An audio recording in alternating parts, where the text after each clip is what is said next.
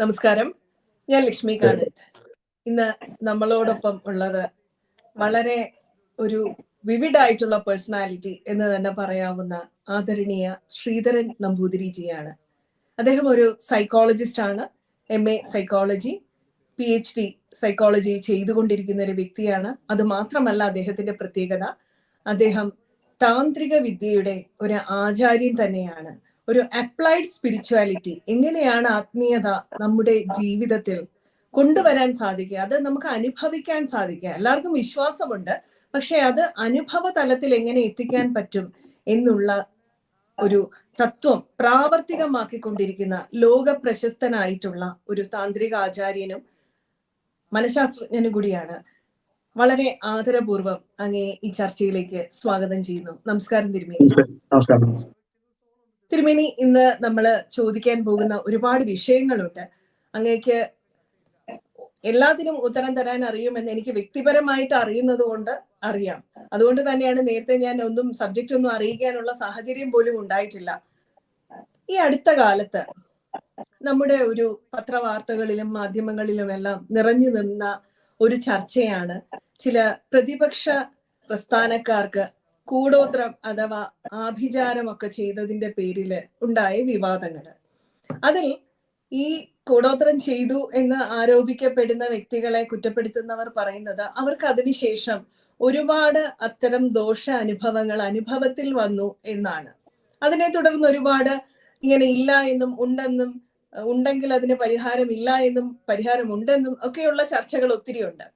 ഈ സാഹചര്യത്തില് ഞാനും എൻ്റെ ഒരു പോസ്റ്റ് ഗ്രാജുവേഷൻ സൈക്കോളജിയിലായതുകൊണ്ടും ഈ ഒരു വിഷയവുമായിട്ട് ബന്ധപ്പെട്ട് ഒരുപാട് ആർട്ടിക്കിൾസ്, അതുപോലെ കേസ് ഡയറീസ് ഒക്കെ സൂക്ഷിക്കുന്ന ഒരു വ്യക്തി ആയതുകൊണ്ടും, ഒരു കൗൺസിലറും ജ്യോതിഷ കൗൺസിലറും കൂടി ആയതുകൊണ്ട് തന്നെ വാഷിംഗ്ടൺ പോസ്റ്റ് എന്ന ലോക പ്രശസ്തമായിട്ടുള്ള ഒരു മാധ്യമത്തില് ന്യൂയോർക്ക് യൂണിവേഴ്സിറ്റിയിലെ മെഡിക്കൽ കോളേജിലെ പ്രൊഫസറായിട്ടുള്ള റിച്ചാർഡ് ഗാലഗർ എഴുതിയ ഒരു ആർട്ടിക്കിളിന്റെ ബേസിലാണ് ഈ ചോദ്യങ്ങൾ ഞാൻ ചോദിക്കുന്നത്. ലോക പ്രശസ്തനായിട്ടുള്ള മനഃശാസ്ത്രജ്ഞനാണ് അദ്ദേഹം തന്നെ. അദ്ദേഹത്തിന്റെ ഇപ്പൊ എഴുതിക്കൊണ്ടിരിക്കുന്ന ബുക്കിന്റെ പേര് തന്നെ demonic position in United States എന്നാണ്. അതായത് അമേരിക്കയിൽ പോലും ഈ ഒരു ബാധാദോഷം ബാധിക്കുന്നവർ, അല്ലെങ്കിൽ നമ്മൾ പറയുന്ന ഒരു പിശാചിന്റെ ദോഷമൊന്നും, അല്ലെങ്കിൽ ആഭിചാരം, ഇങ്ങനെയൊക്കെ ഉള്ള ദോഷങ്ങള് ബാധിക്കുന്നതിനെ പറ്റിയ ഒരു പുസ്തകമാണ് അദ്ദേഹം എഴുതിക്കൊണ്ടിരിക്കുന്നത്.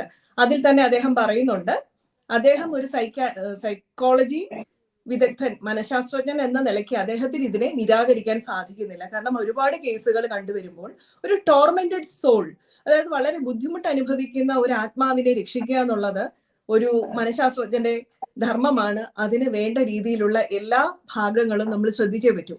അതുകൊണ്ട് തന്നെയാണ് മനഃശാസ്ത്രജ്ഞനും താന്ത്രികനുമായിട്ടുള്ള അങ്ങയിൽ നിന്ന് ഇതിനെക്കുറിച്ച് ഞങ്ങൾക്ക് കേൾക്കാൻ ആഗ്രഹം. പേഴ്സണാലിറ്റി എന്ന് പറയുന്ന, നമ്മുടെ പേഴ്സണാലിറ്റി എന്താണ് എന്നുള്ളതിന്റെ ആൽപോർട്ടിന്റെ ഡെഫിനിഷൻ, ഗോൾഡൻ ആൽപോർട്ട് എന്ന് പറഞ്ഞ സൈക്കോളജിസ്റ്റിന്റെ ഡെഫിനിഷൻ നമുക്കറിയാം, പഠിച്ചിട്ടുണ്ടാവും.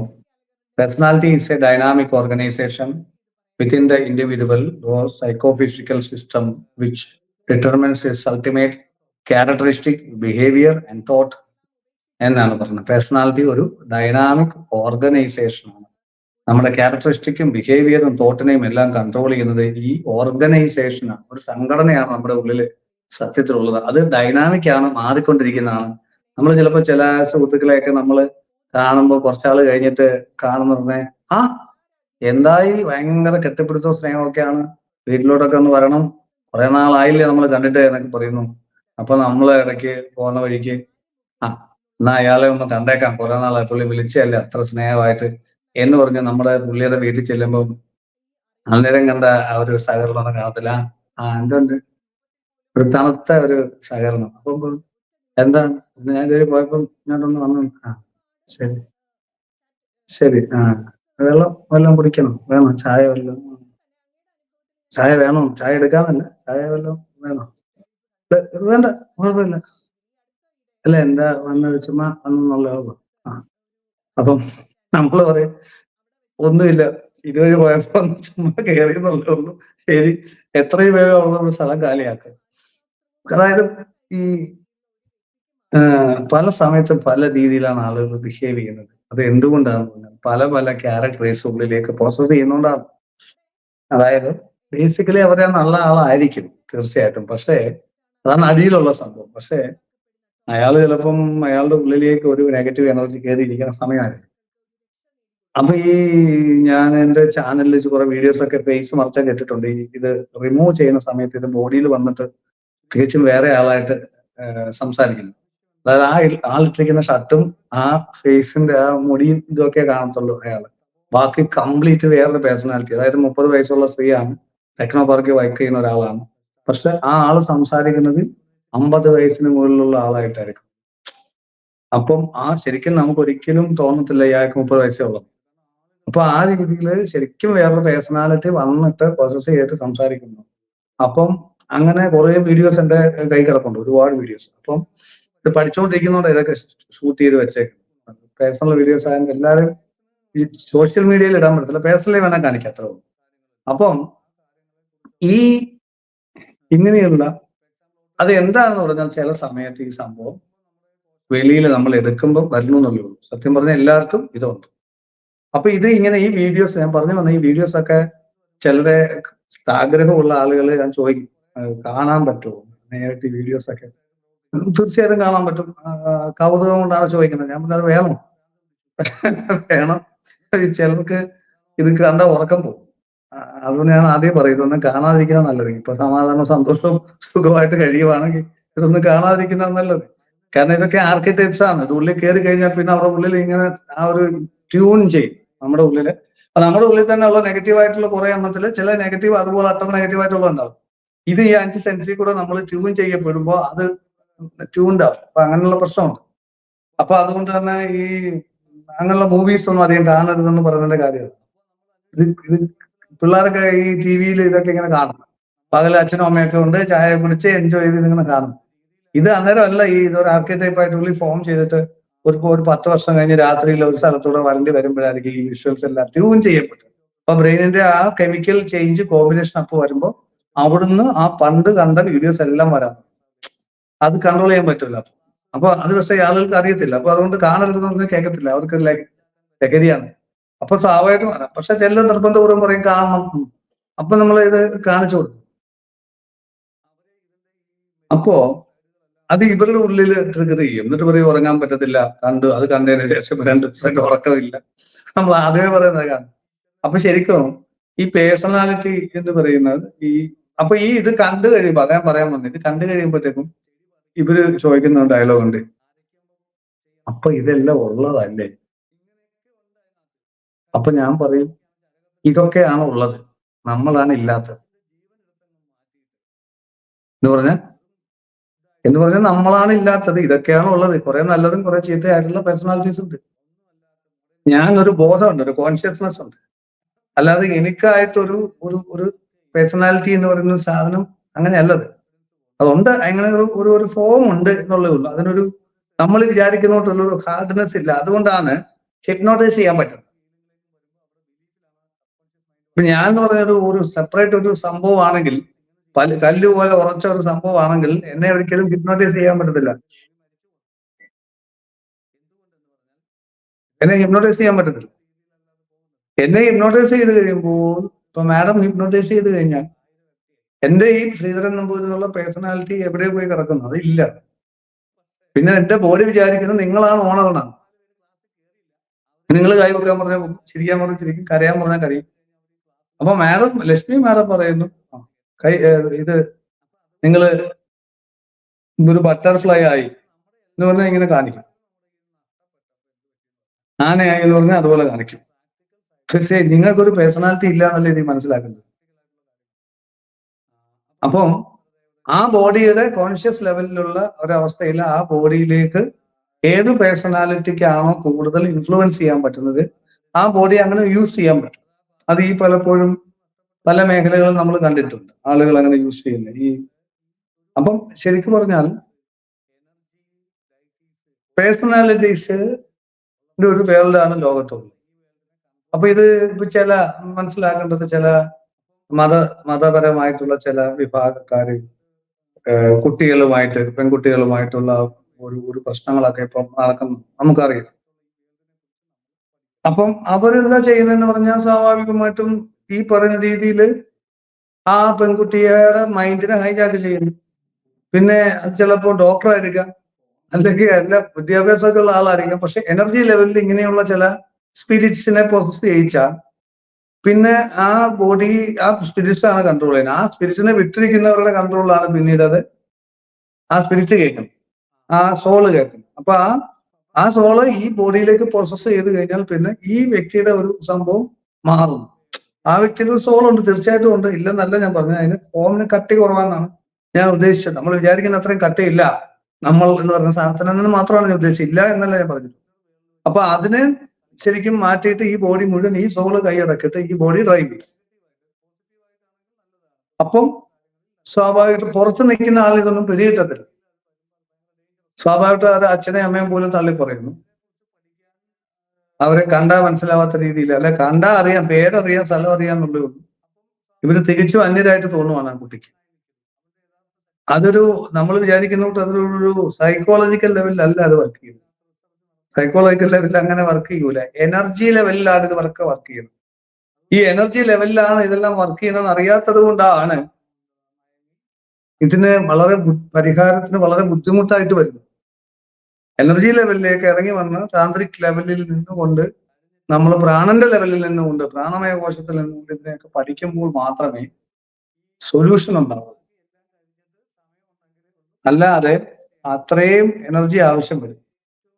വളരെ വളരെ വ്യക്തമായിട്ട് അങ്ങ് പറഞ്ഞു തന്നു. ഹിപ്നോട്ടൈസേഷൻ ചെയ്യുമ്പോൾ എങ്ങനെയാണോ ഒരു തെറാപ്പിസ്റ്റിന് ഈ പേഷ്യന്റ് എന്ന് പറയുന്ന അല്ലെങ്കിൽ അതിന് വിധേയമാകുന്ന വ്യക്തിയുടെ വ്യക്തിത്വം അദ്ദേഹത്തിന് നിയന്ത്രിക്കാൻ സാധിക്കുന്നത്, നമുക്ക് എനിക്ക് തോന്നുന്നു സൈക്കോ തെറാപ്പിസ്റ്റുകൾക്ക് എല്ലാവർക്കും അനുഭവമുള്ളതാണ്.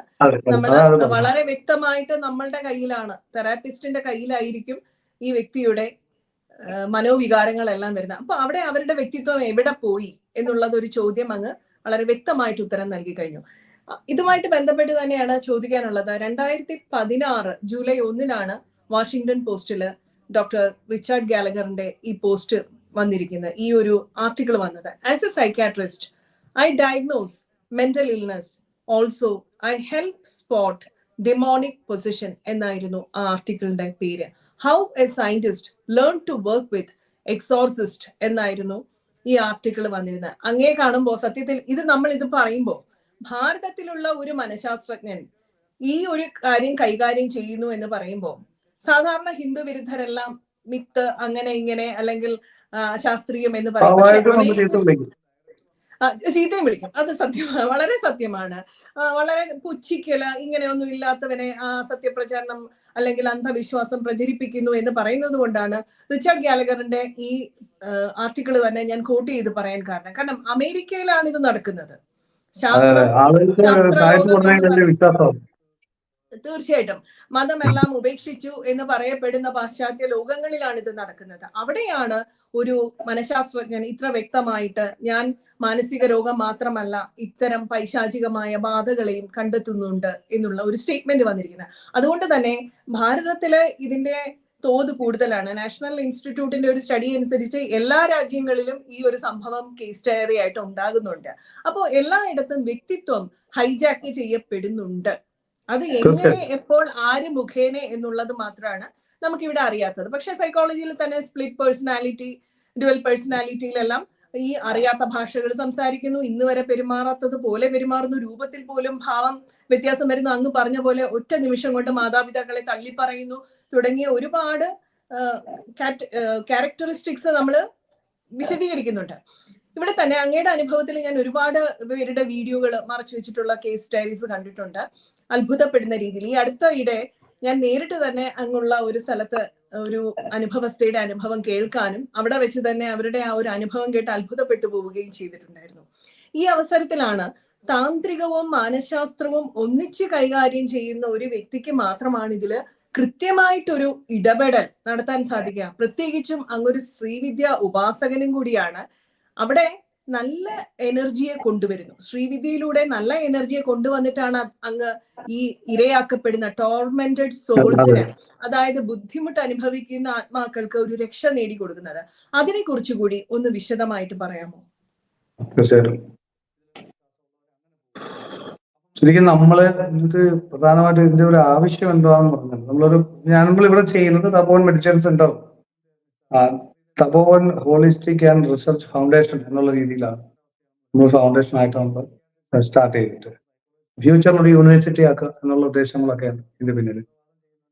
അപ്പോൾ ഇവിടെ നമ്മൾ ഇതിനെക്കുറിച്ച് ആഴത്തിൽ പഠിച്ചുകൊണ്ടിരിക്കുന്നത്, കാരണം ആളുകൾക്ക് ഒരിക്കലും പറഞ്ഞ് മനസ്സിലാക്കാൻ പറ്റാത്ത ഒരുപാട് ബുദ്ധിമുട്ടുകളിലൂടെ കടന്നു പോകുന്നുണ്ട് ലോകം. ഇതിനൊന്നും പരിഹാരമില്ല. ഒരുപാട് പ്രശ്നങ്ങൾക്ക് കുറെ എണ്ണത്തിന് നമുക്ക് പരിഹാരമുണ്ട് തീർച്ചയായിട്ടും. സയൻസ് ഡെവലപ്പ് ചെയ്തുകൊണ്ട് ഗുണം. സയൻസിന് ഇതുവരെ മനസ്സിലാക്കാൻ പറ്റാത്ത ഒരുപാട് കാര്യങ്ങളുണ്ട്. ആ കാര്യങ്ങളെ കുറിച്ചൊന്നും സൊല്യൂഷൻ. ഇപ്പൊ എക്സാമ്പിൾ ഓട്ടോ ഇമ്യൂൺ ഡിസീസ്. പുറത്തു നോക്കുമ്പോൾ നമ്മുടെ കോശങ്ങൾ നമുക്കെതിരായിട്ട് പ്രവർത്തിക്കുന്നു. ഇതെങ്ങനെയാണെന്ന് അറിയില്ല. പക്ഷെ അത് ഇന്റേണലി ഇങ്ങനെയുള്ള പൊസഷൻസ് വരുമ്പോൾ അതിൽ ഈ സെക്കൻഡ് പേഴ്സണാലിറ്റി പറയുന്ന കൂട്ടി കുറെ കോശങ്ങളും കാര്യങ്ങളും കേൾക്കും, ഓപ്പോസിറ്റ് ആയിട്ട് പ്രവർത്തിക്കും. അപ്പൊ ഇത് പുറത്തു നോക്കുന്ന ഒരാളെ സംബന്ധിച്ച് നമ്മുടെ കോശങ്ങൾക്ക് ഭ്രാന്ത് പിടിച്ചു എന്നാണ് തോന്നുന്നത്. എന്നിട്ട് ഇമ്മ്യൂണിറ്റി കുറയുന്നു. അതാണ് ഓട്ടോ ഇമ്യൂൺ ഡിസീസ് എന്ന് പറയുന്നത്.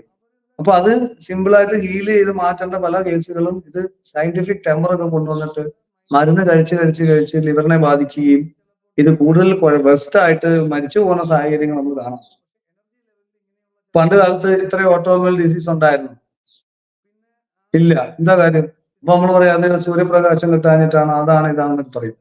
അപ്പൊ എന്നാലും ഇങ്ങനുണ്ടോ സൂര്യപ്രകാശം കിട്ടാത്തതുകൊണ്ട് ഉള്ള പ്രശ്നം?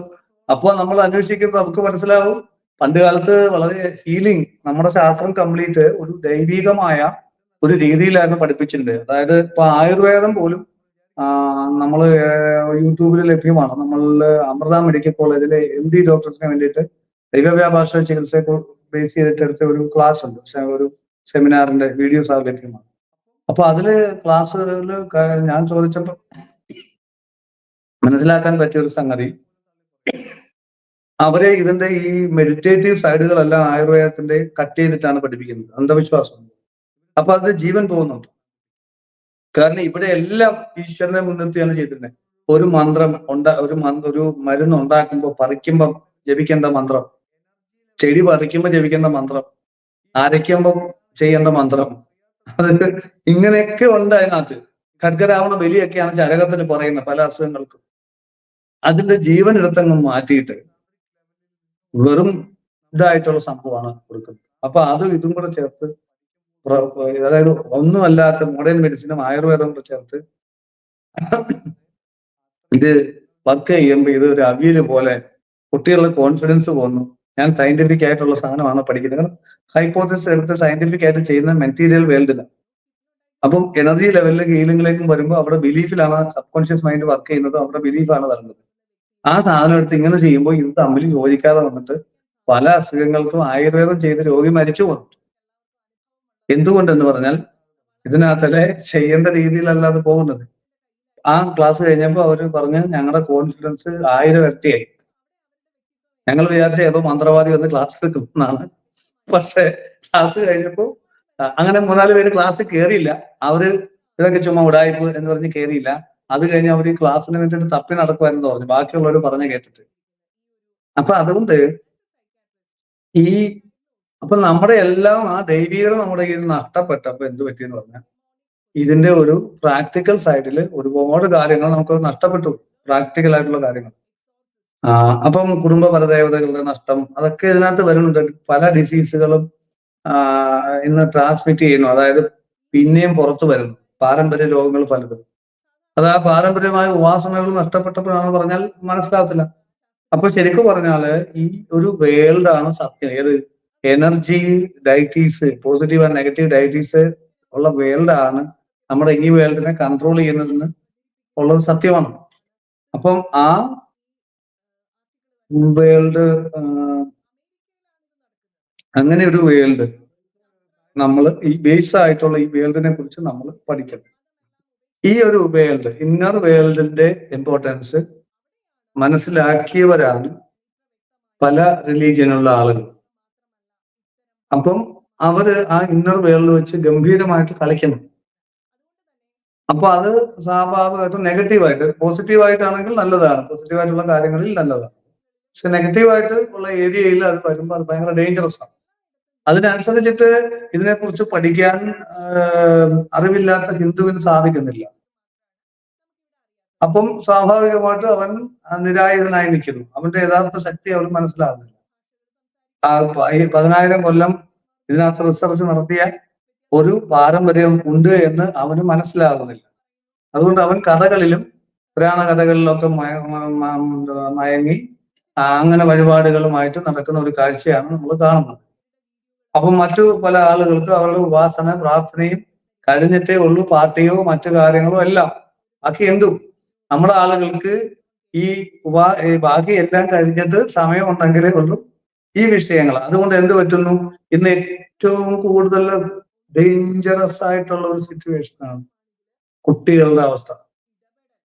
അവരെ സംബന്ധിച്ച് അവര് മൊബൈലിൽ അഡിക്ഷൻ വന്നിട്ട് ഇത് എത്ര കേസുകളാണെന്നറിയാവോ? നമുക്കൊന്നും ചെയ്യാൻ പറ്റാത്ത രീതിയിലേക്ക് പോവാണ്. കുട്ടികള് കംപ്ലീറ്റ് മൊബൈലിലേക്ക് മാറുന്നു. അത് കഴിഞ്ഞ് ഭയങ്കര ഈഗോയിസ്റ്റിക് ആവുന്നു. ഒന്നാമത്തെ അപകടം ഈഗോയിസ്റ്റിക് ആയി കഴിഞ്ഞാൽ ഈ പൊസഷൻ വരും, ബാധകൾ എന്ന് വിളിക്കുന്നു. അവിടെ രണ്ടും കൂടെ വർക്ക് ചെയ്യും, ഈഗോയും വർക്ക് ചെയ്യും, പൊസഷനും കൂടെ വർക്ക് ചെയ്യും. ഒന്നും ചെയ്യാൻ പറ്റത്തില്ല. അവർക്ക് ആരെ റെസ്പെക്ട് ഇല്ല. ഇപ്പൊ നമ്മളൊക്കെ കൗൺസിലിംഗ് കൊണ്ടുവന്നാലും അവര് കാലും കെട്ടി വെച്ച് എന്താണ് പറയണം, നീ പറ ഞാൻ കേൾക്കണം എന്നുള്ള രീതിയിലായിരിക്കും ഇരിക്കുന്നത്. അത് ആകെ കൊച്ചു പയ്യനൊക്കെയാണ്. അത് ഈ തള്ളയും തന്നെയാണ് പറയേണ്ടത്, അച്ഛനെ അമ്മയാണ് നമ്മൾ പറയേണ്ടത്. ഈ അവര് വഴക്കും കരയും, കരച്ചിൽ ഒഴിവാക്കാൻ വേണ്ടി മൊബൈൽ കൊടുക്കും. വലുതാകുമ്പോ കരച്ചിൽ ദേഷ്യമായിട്ട് മാറും, ദേഷ്യം ഒഴിവാക്കാനായിട്ട് മൊബൈൽ കൊടുക്കും. അപ്പൊ ആ ചെറുപ്പത്തിലെ അത് കൺട്രോൾ ചെയ്യാതെ വന്നിട്ട് ഉണ്ടാകുന്ന വിഷയമാണ്. എന്നിട്ട് ഈ മൊബൈലിൽ കൂടെ പോയിട്ട് ഇതിന്റെ ഒരു ഭീകര വേർഷൻ എന്താന്ന് പറഞ്ഞാല് സെക്ഷൽ ഫാന്റസികളിൽ പോയി അതിന്റെ ഭീകരാവസ്ഥ മനസ്സിലാക്കണം. കേസുകളാണ് വരുന്നത്, ഡയറക്റ്റ് പറഞ്ഞ കേസുകളാണ്.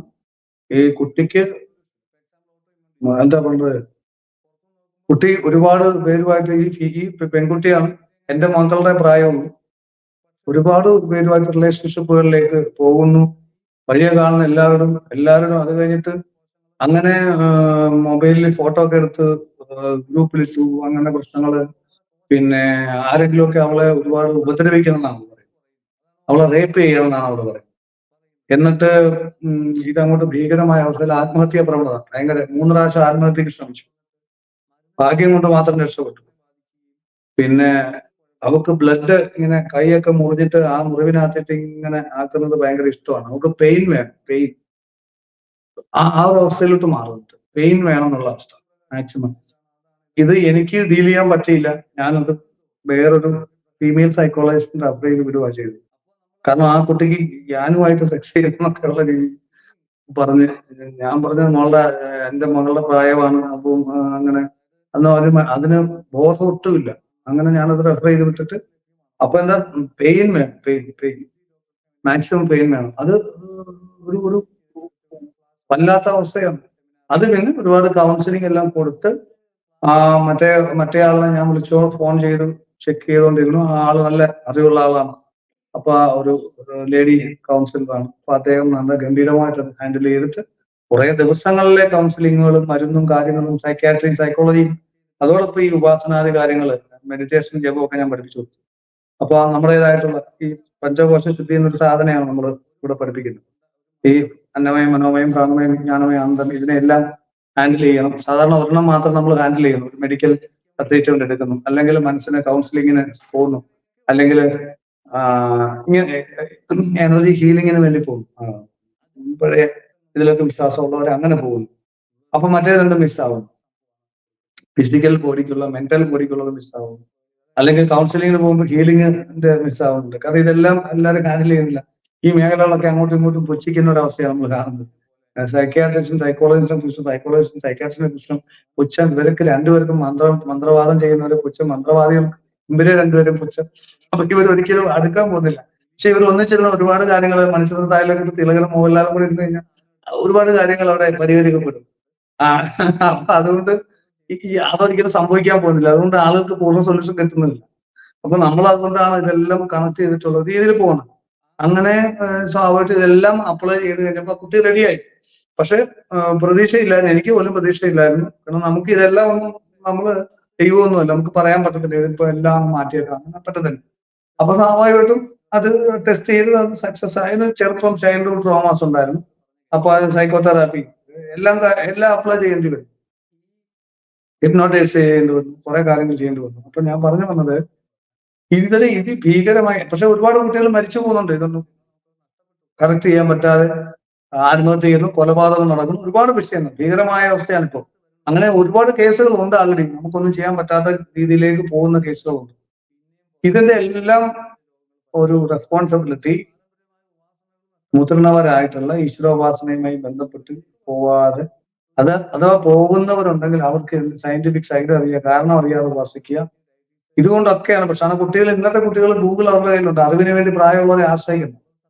നമുക്ക് അതുകൊണ്ടാണ് നമ്മൾ പണ്ടുള്ളവരെ പറഞ്ഞാൽ കേട്ടോണ്ടിരുന്നത്. നമുക്ക് അറിവില്ല, അറിവൊക്കെ ഒരാളുടെ കയ്യിലാണ്, മുതിർന്നവരുടെ കയ്യിലാണ്. അപ്പൊ അവരെ പറഞ്ഞാൽ കേട്ടെങ്കിൽ അവർക്ക് പറ്റത്തുള്ളൂ. അപ്പൊ ഇന്ന് തന്നെ ഇപ്പം എന്താ പറയുക, ഭഗവത്ഗീത അല്ലെങ്കിൽ ഇങ്ങനെയുള്ള ജ്ഞാനം വേണം. നമ്മുടെ വീട്ടിലെ കുടുംബത്തിലെ ഏറ്റവും കാരണവരായിട്ടുള്ള ഒരാളെ നമ്മൾ സമീപിക്കും, അല്ലേ? വേറെ ആരുടെയും കയ്യിൽ നിന്ന് കിട്ടൂല. പക്ഷെ ഇന്ന് ഗൂഗിൾ എടുത്തു കഴിഞ്ഞാൽ എല്ലാ സ്വാമിമാരുടെ പ്രഭാഷണങ്ങളും അതും ഇതൊക്കെ ലഭ്യമാണ്. അപ്പൊ സ്വാഭാവികമായിട്ടും എന്തിനെങ്കിലും ഒരു പൈസയ്ക്ക് അല്ലാതെ എന്തിനെങ്കിലും വേണ്ടി മാതാപിതാക്കളെ ആശ്രയിക്കുന്നത് വരുന്നുണ്ടോ? അപ്പൊ സ്വാഭാവികമായിട്ടും ഈ മാതാപിതാക്കൾ കാലത്തിനനുസരിച്ച് മാറി ആ ഗൂഗിളിൽ കിട്ടാത്ത അറിവുകൾ കൊടുക്കുന്ന രീതിയിലേക്കുള്ള ഒരു അവയർനെസ് ഈ കാര്യങ്ങളിൽ വളർത്തിയെടുക്കണം. അതിന് പഠിപ്പിക്കുന്ന ആളുകൾ വേണം, പഠിക്കാൻ തയ്യാറായിട്ടുള്ള മാതാപിതാക്കൾ. അല്ലാതെ നമ്മൾ കുറച്ച് പഴയ രീതിയിലുള്ള പണ്ടത്തെ സ്പിരിച്വൽ കാര്യങ്ങൾ പറഞ്ഞുകൊണ്ടിരുന്നാൽ പുതിയ തലമുറയ്ക്ക് അതിലേക്ക് വരാൻ പറ്റും. അവര് വഴി തെറ്റിപ്പോവും, സ്വാഭാവികമാണ്. അപ്പം അതായത് അങ്ങനെ പോയിട്ട് പല സൈറ്റുകളിലൊക്കെ പോയിട്ട് ഇവരെ കൺട്രോൾ ചെയ്ത് ഗെയിം കളിച്ച്, നമ്മൾ കണ്ടില്ലേ, ബ്ലൂ വെയിലൊക്കെ കളിച്ചിട്ട് കുട്ടികൾ ആത്മഹത്യ ചെയ്യുന്നു. ഇപ്പോഴും ഉണ്ട്, പല ഗെയിമുകൾ അങ്ങനെ ഇറങ്ങിയിട്ടുണ്ട്.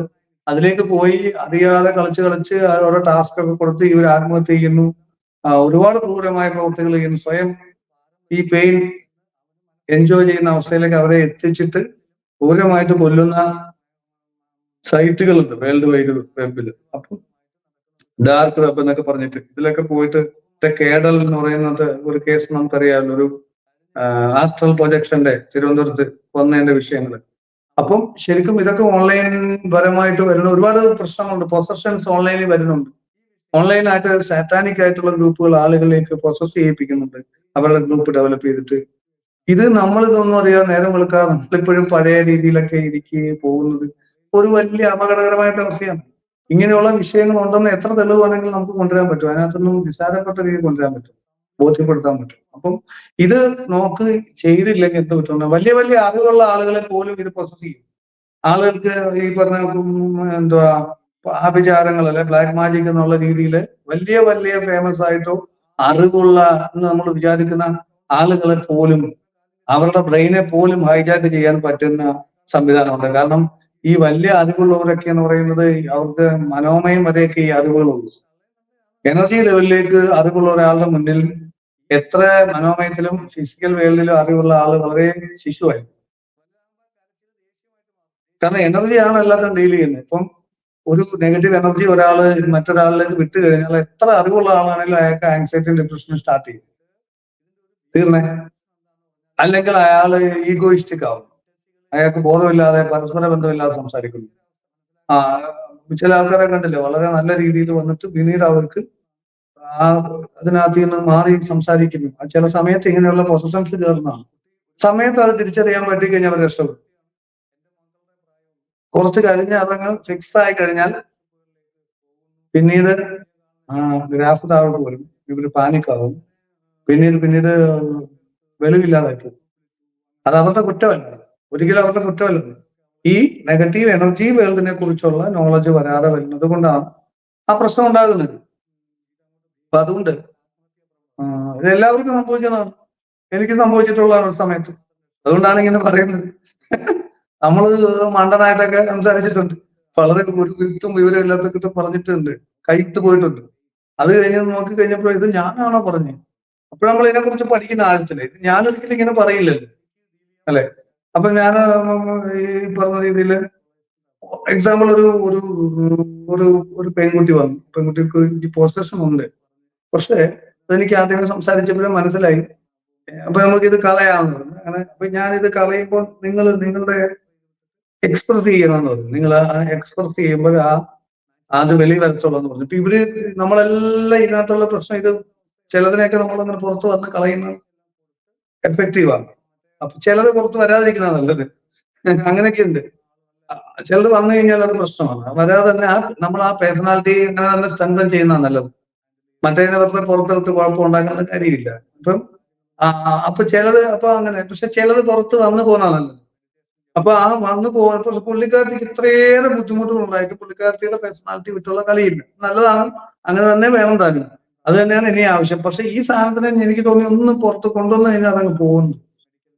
അപ്പം ഞാൻ പറഞ്ഞു അതിനെ പുറത്ത് കൊണ്ടുവരാൻ വേണ്ടിയിട്ട് ഒന്ന് സംസാരിക്കാം. പേടിക്കാനൊന്നുമില്ല. നിങ്ങളിപ്പോ നിങ്ങളുടെ മൈൻഡിലുള്ള കൂട്ട് സംസാരിക്കണം. അപ്പൊ ഞാനൊരു വിളക്കൊക്കെ കൊടുത്ത് വെച്ച് നമ്മൾ പൂജയുടെ ഒരു അറ്റ്മോസ്ഫിയറിലാണ് ചോദിക്കുന്നത്. അപ്പൊ പുള്ളിക്കാരത്തി ഇങ്ങനെ നോക്കിയിട്ട് പുള്ളിക്കാരത്തേക്ക് മനസ്സിലാവുന്നില്ല എത്ര പറഞ്ഞിട്ട് ഈ സംഭവം ഒരു സമർപ്പണം അല്ലെങ്കിൽ പുള്ളിയുടെ ആ സയന്റിഫിക് ടെമ്പർ നിൽക്കുക. പുള്ളി കുറച്ച് സയൻസ് ഒക്കെ പഠിച്ചിട്ടിരിക്കുന്ന ആളാണ്. അപ്പൊ അതൊക്കെ അങ്ങനെ നിൽക്കുകയാണ്. ഞാൻ പറഞ്ഞു ഒന്നും ആലോചിക്കണ്ട, നിങ്ങളങ്ങ് പറഞ്ഞാൽ മതി. ഇത് വളരെ അറിവുള്ള ഒരു പെൺകുട്ടിയാണ്, വളരെ നോളജുള്ള ആളാണ്, വിദ്യാഭ്യാസവും കഴിവും അറിവും എല്ലാം ഉണ്ട്. നിങ്ങൾ കുറച്ചു നേരത്തേക്ക് നിങ്ങളുടെ ആ ലോജിക്കൽ മൈൻഡും അല്ലെങ്കിൽ നോളജും ഒക്കെ ഒന്ന് മാറ്റി വെച്ചിട്ട് നിങ്ങളുടെ ഉള്ളിൽ തോന്നൂട്ടങ്ങ് പറഞ്ഞു. രണ്ട് മൈൻഡ് ചിലപ്പോൾ വരാറുണ്ട്. കൊണ്ടുകൊണ്ട് ഇത് ഞാൻ തന്നെ പറയാറുണ്ട്. അവള് പറഞ്ഞു ഞാൻ തന്നെ പറയാറുണ്ട്, ഇത് ഞാനല്ല പറഞ്ഞത്, ഞാനിങ്ങനെ അല്ല, ഞാൻ ശരിക്കും അത് ഉദ്ദേശിച്ചില്ല, ഞാൻ അങ്ങനെ ഉദ്ദേശിച്ച് പറഞ്ഞല്ല എന്ന് എപ്പോഴും പറയേണ്ടി വരും. ഓർക്കാതെ സംസാരിച്ച് വഴക്കായി കഴിഞ്ഞ് കുറച്ച് കഴിഞ്ഞിട്ട് പറയും അത് ഞാൻ അങ്ങനെ ഉദ്ദേശിച്ച് പറഞ്ഞല്ല. പുള്ളിക്കാരത്തേക്ക് തന്നെ ഒരു അങ്ങനെ തോന്നും. അപ്പൊ അങ്ങനെ വന്നൊരു കേസാണ്. അപ്പൊ ഞാൻ പറഞ്ഞു നിങ്ങൾ ആ മറ്റേ സംഭവത്തിന്റെ ഭാഗത്ത് നിന്ന് ചുമ്മാ സംസാരിക്കാൻ പറഞ്ഞു. അപ്പൊ നമുക്ക് അറിയാമല്ലോ, അതും മനസ്സിലാവും. അപ്പൊ അങ്ങനെ പറഞ്ഞു അതെന്ത് മറ്റേ സംഭവം, എനിക്കത് മനസ്സിലാവുന്നില്ല എന്ന്. ഞാൻ പിന്നെ എങ്ങനെ മനസ്സിലാക്കും? അപ്പൊ ഞാൻ പറഞ്ഞു ഒന്നും വേണ്ട, ഇയാൾക്ക് തോന്നുന്നതെല്ലാം കുറച്ച് നേരത്തേക്ക് റീചെക്ക് ചെയ്യാതെ പറഞ്ഞോളെ അങ്ങനെ അത് അങ്ങനെ പറയാം, കുഴപ്പമില്ല. അപ്പൊ പുള്ളിക്കാരത്തി ഇങ്ങനെ പറയാൻ തുടങ്ങി, ഇന്നടത്തോണ്ട് വരണം. അപ്പൊ എന്തോ പറയണം. അപ്പൊ ഞാൻ നാട്ടിൽ ഇന്നടത്തോണ്ട് വരണം, പേരൊക്കെ പറഞ്ഞു, തോന്നുന്നതെല്ലാം പറഞ്ഞല്ലോ. അപ്പൊ പുള്ളിയുടെ പേരും അതുമൊക്കെ പറഞ്ഞു. ഒരു മിനിറ്റ് കഴിഞ്ഞപ്പോഴത്തേ പുള്ളിക്കാരത്തി പറഞ്ഞു തോന്നുന്നത് ഇമോഷനെ ഫോളോ ചെയ്ത് പറയാനാ പറഞ്ഞു. ഈ വിളക്കൊക്കെ കളിച്ച് വെച്ച് ഇതൊക്കെ ഇങ്ങനെ നോക്കിട്ട് എനിക്കതൊന്നും ഇഷ്ടപ്പെടുന്നില്ല.